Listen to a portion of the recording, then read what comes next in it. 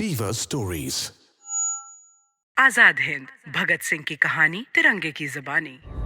Africa से लौटने के तुरंत बाद से ही कांग्रेस गांधी जी के साथ मिलकर देश की आजादी के नए प्लान्स बना रही थी।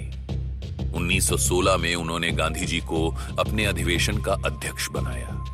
गांधी जी आए तो थे कोट पैंट में, लेकिन उस समय के उदारवादी नेता गोपाल कृष्ण गोखले के सानिध्य में आकर उन्होंने हिंदुस्तान का दौरा करना शुरू किया और इस देश के लोगों और उनके हालातों को धीरे धीरे समझना शुरू किया।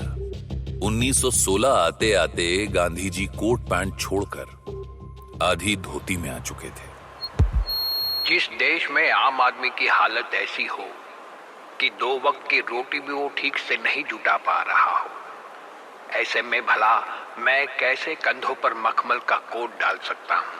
मेरी तो आशा है कि जब हिंदुस्तान आजाद हो तो दुनिया कहे कि आजाद होना है तो हिंदुस्तान के जैसे, और ऐसा सिर्फ और सिर्फ अहिंसा के मार्ग पर चलकर ही संभव है। अब तक भगत सिंह भी थोड़ा होश संभालने लगा था। वो अखबार और पत्रिकाओं में गांधी जी के विचार पढ़ता तो उनकी तरफ खुद को आकर्षित होने से ना रोक पाता। भगत सिंह क्या, पूरे हिंदुस्तान को लगने लगा था केवल गांधी ही वो व्यक्ति है जो हिंदुस्तान से अंग्रेजों को खदेड़ सकता है, वो भी बिना कोई हथियार चलाए। मैं यानी तिरंगा ये सब होते हुए अपनी आंखों से देख रहा था। गांधी जी ने 1917 में चंपारण और 1918 में खेड़ा में किसानों के हित के लिए 2 सत्याग्रह आंदोलन चलाए जो कि सक्सेसफुल रहे। लेकिन 1918 आते आते उधर यूरोप में एक्सिस पावर्स के सामने ब्रिटेन की कमर झुकने लगी थी। अंग्रेजों ने भारतीय सैनिकों को फर्स्ट वर्ल्ड वॉर में और भी ज्यादा तादाद में भेजने के लिए गांधी जी को आजादी का लालच देकर मना लिया था। हमें ब्रिटिश सरकार से आजादी पानी है, लेकिन अंग्रेजों से नफरत नहीं करनी है। सारी दुनिया और हम भारतीय जानते हैं कि इस समय अंग्रेजों को जंग में हमारी जरूरत है। कमजोर की मजबूरी का फायदा उठाकर अपने हितों को साधना भी एक प्रकार की हिंसा ही होती है।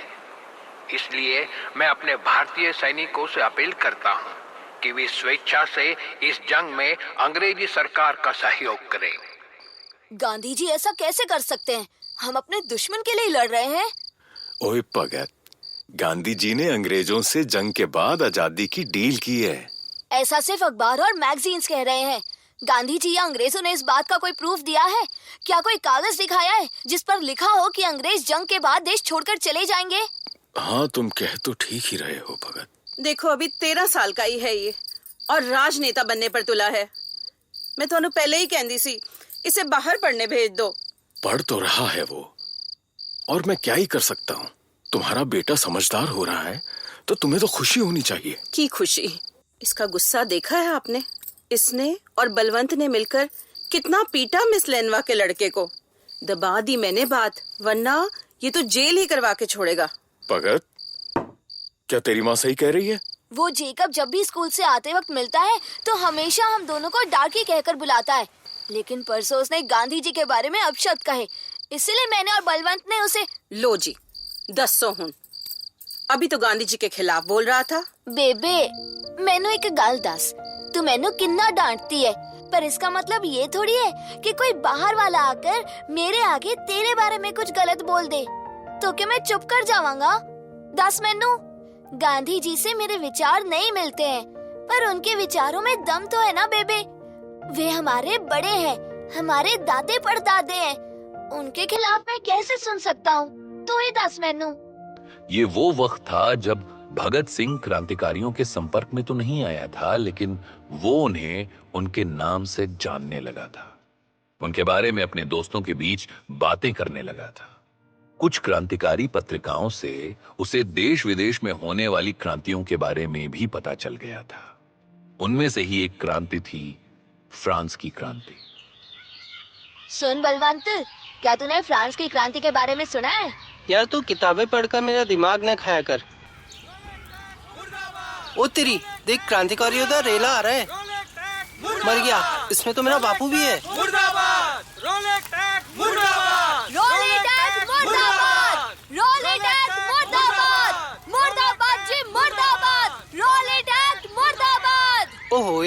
फिर से शुरू? कुछ मालूम भी है रोलेट एक्ट 1919 क्या है? ओए होगा कुछ, जो भी होगा होगा तो देश के खिलाफ ही। वैसे है क्या ये रोलेट है? क्रांतिकारी अंग्रेजों के हाथ तो नहीं चढ़ते, उनके यार, रिश्तेदार, परिवार सबको जेल में डालने का नया टंटा है ये रोलेट एक्ट। हट कमीनी सरकार। ओए भक्तिया, एक राज की बात बताऊं? कल ना बैसाखी है और कल ना लोग यहाँ से 22 किलोमीटर दूर एक बाग में इकट्ठा होंगे। हजारों लोग होंगे वहाँ और अंग्रेजों के खिलाफ हंगामा काटेंगे। मैं भी जा रहा हूँ, बड़ा मजा आएगा। क्या? कौन सा बाग? ओ वही अपना बचपन वाला बाग, जलियांवाला। तेरा मतलब जलियांवाला बाग में क्रांतिकारियों की मीटिंग होने वाली है? हाँ, तू चलेगा? इस नन्हे क्रांतिकारी की जिंदगी आगे क्या मोड़ लेती है, चलिए आगे देखते हैं। 1918 में प्रथम विश्व युद्ध खत्म होने के बाद भी अंग्रेज भारत में जमे हुए थे।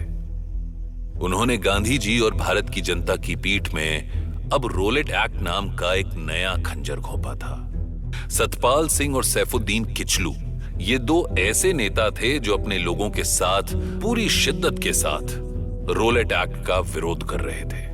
बैसाखी से कुछ दिन पहले ही इन दोनों को जेल में डाल दिया गया था। ठीक बैसाखी के दिन इन दोनों की गिरफ्तारी से नाराज अमृतसर के हजारों लोगों ने जलियांवाला बाग में शांतिपूर्वक विरोध प्रदर्शन करने का फैसला किया। 9 अप्रैल बैसाखी से ठीक एक दिन पहले। बोलो हंसराज सिंह, क्या खबर लाई हो? सरकार, कल जलियांवाला में हजारों की भीड़ जमा होगी। खबर ये है कि वो लोग दोनों कैदियों को आजाद करने के लिए जेल पर हमला भी कर सकते हैं। Bloody swines, उनका इतना हिम्मत। कोई बात नहीं, तुम अपना इनाम पकड़ो और जाओ। We'll take care of them. Listen, Brigadier General Morgan Rex. Yes, sir. I own 2 jeeps full of Indian sepoys at Jallianwala Bagh tomorrow morning. All Indians? But why, sir? To kill Indians. 13 अप्रैल 1919, जलियांवाला, अमृतसर। सुबह के लगभग 11 बजे थे। लोग बैसाखी मना रहे थे। जलियांवाला बाग में हजारों की तादाद में लोग जमा थे। लोग समझ भी नहीं पाए थे कि जनरल डायर अपनी टुकड़ी के साथ अंदर जा घुसा। बाग के एक गेट पर जीप लगा दी गई थी, दूसरी पर तोप लगाकर बाहर जाने का रास्ता बंद कर दिया गया था। सभी हिंदुस्तानी सिपाहियों ने बाग की लंबी सी दीवार से चढ़कर अपनी पोजीशंस ले ली थी। उनकी तरफ मुड़े हजारों मासूम चेहरे आश्चर्य से उन्हीं को देख रहे थे। डायर का ऑर्डर हुआ, फायर!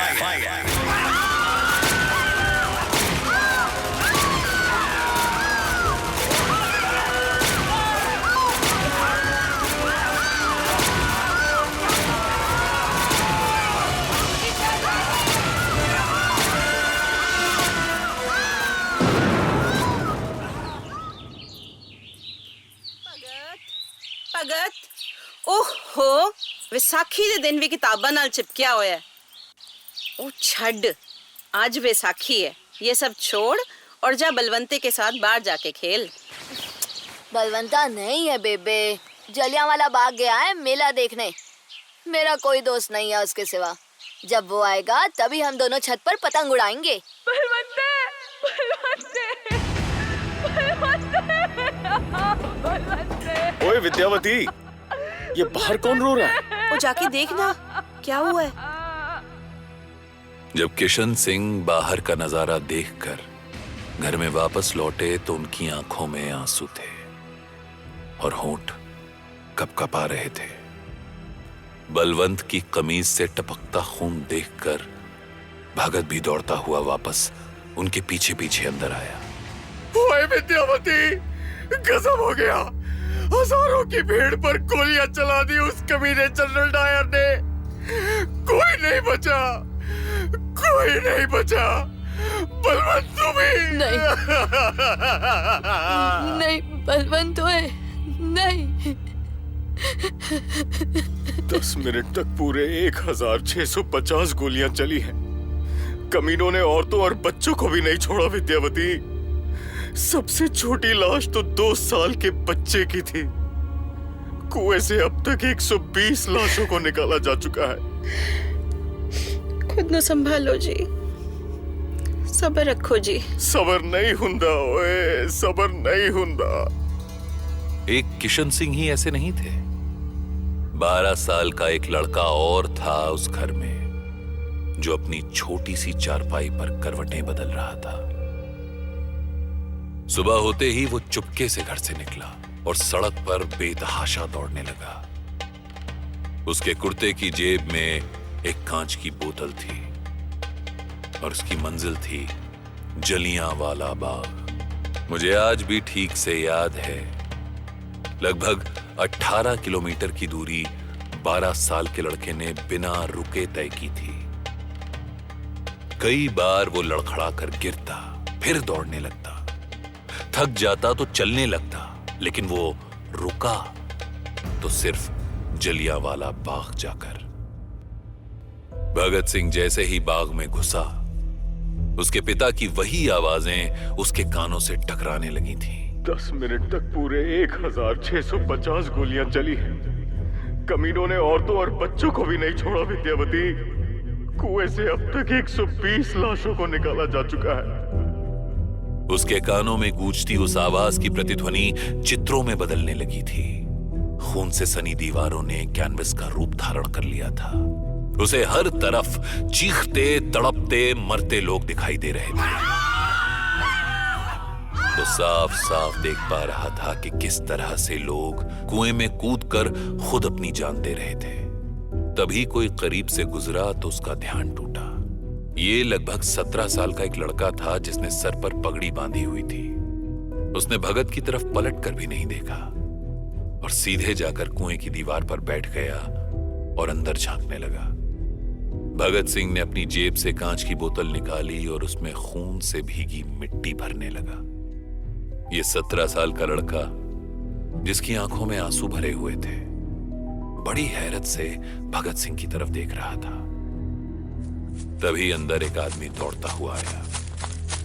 ओए उधम सिंह, तू फिर आ गया यहाँ? हो कमला हो गया क्या? काके मैं कह रहा हूँ, अभी भी कुएं में बंदे हैं। और तेरा दिमाग अटक गया बच्चे। वीरे सब चले गए यहाँ से। कुएं में अब कोई नहीं बचा। चल चल मेरे साथ चल। ओए छोड़ मेरा हाथ, बंदे हैं, कुएं में बंदे हैं। भगत सिंह अभी भी अपनी बोतल में खून से भीगी मिट्टी भर रहा था और उस लड़के के पागलपन को समझने की कोशिश कर रहा था।